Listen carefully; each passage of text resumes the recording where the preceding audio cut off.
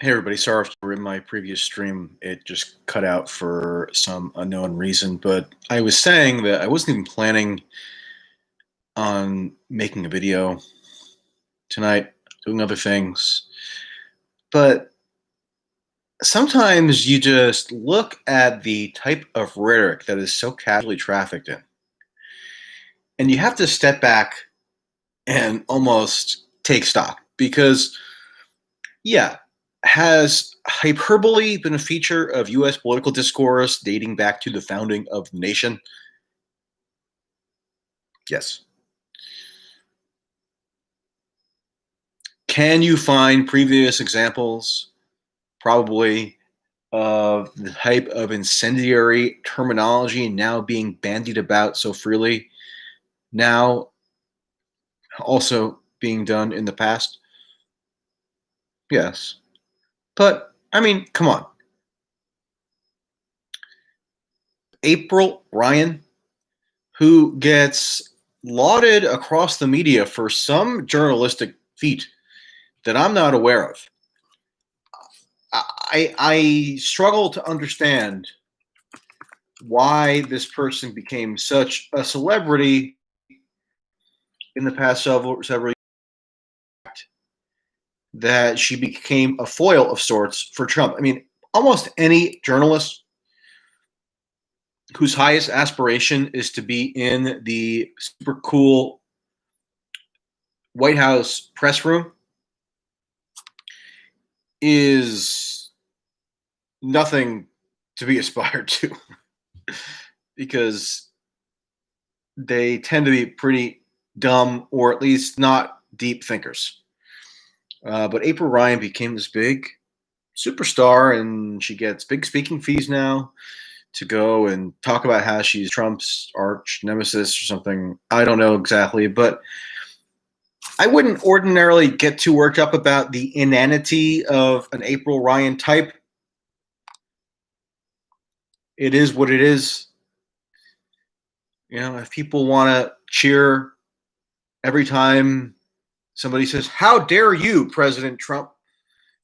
then okay, nothing that could really be done about that. But today, or I guess yesterday it was, she's on CNN and she declares, as though she's speaking from a place of authority, that there is a race war underway in the United States. And of course, she couches it with the allegation that Trump is the one who's instigated the race war. But, I mean, really? Don't you want to be a tad careful, a tad scrupulous before you make such a blithe assertion? I know there are a whole lot of right wingers, like actual far right wingers, not the average mainline normie conservative who's called the right wingers, but dyed in the wool arch right wingers who would love there to be a race war. You can go find them speaking about it online if you really would like. So they agree, or they should be pleased with April Ryan's pronouncement. But the funniest thing is that she's making this declaration on the basis of what's going on in Portland, or at least primarily on the basis of what's going on in Portland. Now, in Portland, where I spent almost 2 weeks earlier in the summer, the main combatants in whatever war is happening there are white. It's whites fighting other whites for the most part. The incident on Saturday night consisted of a white, whatever you want to call him, Antifa activist, getting into some altercation with a MAGA whatever type, patriot prayer, militia, what have you, and shooting him dead. And there were other skirmishes over the course of the night as well, involving, paintball guns and mace and things.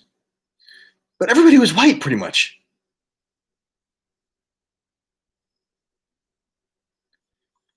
And since this protest movement started, I'm sorry to say, I'm sorry if this bothers you or offends you or you don't want to acknowledge it for whatever reason, but it has to be said if we're now going to get into talk of race war, that Black Lives Matter, newsflash, is a primarily white movement. I know that might blow your mind. I know there might be cognitive dissonance there that just prevents you from understanding or internalizing what I just said. But based on every possible available metric to gauge what the BLM movement consists of, it is a primarily white movement. And no, I'm not erasing or denying the existence of blacks who have also participated. That would be stupid. I am not doing that. I'm telling you, if you were to tally up one by one all the people who have participated in the movement in one form or another, and the movement is itself hard to define, but leaving that aside, you would find that it is majority white. Okay, so you're now going to say that a race war has been instigated. One of the combatants is Black Lives Matter, but it's majority white. And the focal point of the race war is Portland, which is almost exclusively white. Don't you stop and think about what that means? Does that give you pause? Does that at least indicate to you that you should maybe, I don't know, give a little bit more consideration to what it is that you're declaring before now we give everybody the idea, including violent extremists on whatever side of the spectrum, that there's a race war underway and they have to arm themselves accordingly? I mean, are you freaking insane? I know you think that it's the latest cool, anti-Trump tactic to make this declaration, but I don't know. Maybe there are some principles that transcend Trump. I mean, Trump will be gone eventually, whether it's in January or sometime thereafter, or who knows, whatever intervening event might occur. But part of me thinks that if you declare a race war and there's widespread buy-in to that notion, it's kind of a genie that's difficult to put back in the bottle. But there we have it. April Ryan, resistance journalist, hero. I don't know what she exactly did to earn her that distinction, but she has it, apparently, at least in some quarters, to the point where she could just be on at CNN opinionating about the existence of a supposed race war. And okay, I mean, that's where we're at. But it wasn't just, I mean, I probably wouldn't have done the video if it was just April Ryan. Also today, and this was buried, I mean, I just happened to come across it because I was reading an article about what was going on in Washington, D.C. this past weekend. But, Muriel Bowser, the mayor of Washington, D.C., was addressing the media earlier today. And here's a quote from her. Again, almost sort of stunning in its blithe nature. Quote, "What I'm worried about is this country descending into race war." Okay, so what is the basis for your worry there? Because when I look at what's going on in Washington, D.C., granted, I haven't been there since the protest movement started, although I did live there once and I've been to protests there in the past, but, I'll reserve judgment just because I haven't been there. But in terms of the clips I've seen, those who I've heard discussing it, again, largely white, probably more black than Portland, given that the population of Washington D.C. is roughly half white, or sorry, half black. It's like it used to be majority black, but it's no longer. It's now just plurality black. Um, but still, I mean, it's heavily white. And you're saying that they're participating in a race war? If you're still looking at what's going on here through the reductionist racialized paradigm, then you're missing the boat. You are ignorant. You're just analytically off to the point that you should just cease commenting because you simply just don't know what you're talking about. I can understand being confused in the first week, even the first month. But 3 months later, and you're still this oblivious? No, this is an ideological movement primarily. It's ideology, not race. Is race a factor? Yeah, it's a factor. It quote intersects with other ideological factors. But primarily, what's happening here is ideological. So you want to say we're in an ideological war? Okay, I would also reject that characterization on numerous grounds, but it's at least more plausible than saying we're in a race war. That is so needlessly inflammatory, so irresponsible, and so just wrong that it calls into question your entire judgment in terms of your ability to accurately interpret events going on in the country around you. So if you want to wage a war, first of all, you're insane. And second of all, at least wage the right war. I mean, this would be an ideological war. It wouldn't be a solely race-based war. It wouldn't be all whites fighting all other whites. Wouldn't be all whites fighting blacks. I mean, so just retire that terminology. It's obsolete. And get a grip and get a real handle on what's happening.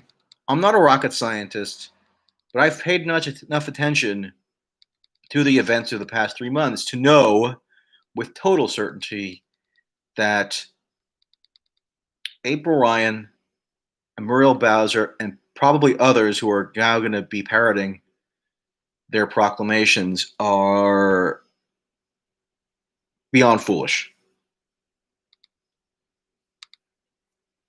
I also notice that the people who crave war of one kind or another, and you see rumblings about this on the left now in the activism world where people are saying, yeah, we're going to get ready for, a Spanish Civil War style conflict here in the old USA soon. So saddle up. I notice you see a lot of those people, the people who are most eager to proclaim that some kind of war is either underway or imminent, are the people who would be least likely to be actually combatants in that war. Like, they don't appear to me to have much tactical training. I doubt 99% of them could handle a firearm. I'm not saying I could. I couldn't. I'm a dope. I'm not very physically imposing. I admit that. But I also don't run around shrieking with glee that we've got a war on our hands. Because I wouldn't do that unless I was willing to fight. And I'm not, because it's freaking stupid.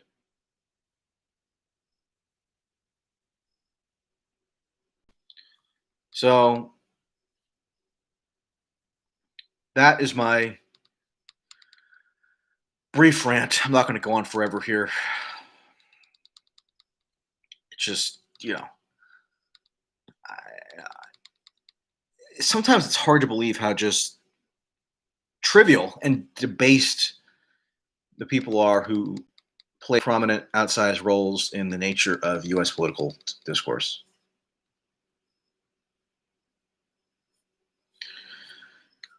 All right, got a couple super chats. Thank you. My good friend Sparky has a comment about Bill Ayers and something else that's not particularly relevant. Sorry, Sparky. Okay. Have a good night, everybody. Stay safe, stay cool. Don't start any wars. That's not worth your time. Read a book, swim in a lake, learn an instrument, something.